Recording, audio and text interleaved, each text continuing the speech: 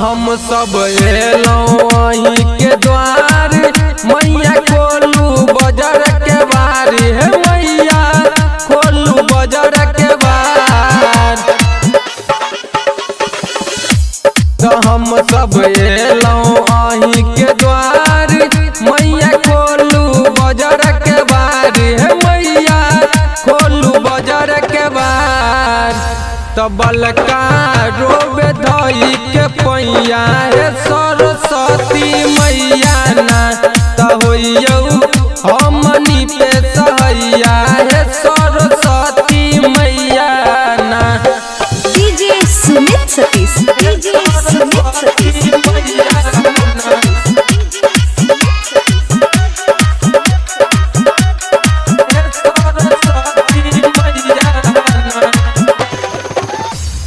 Writer Dinesh लैचौ नाम मैया अबियौ हमरा गाम हे मैया अबियौ बिरौल गाम।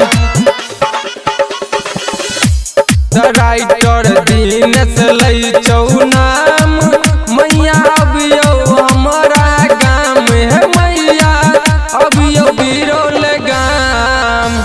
त सुनिल बन गेलौ गबैया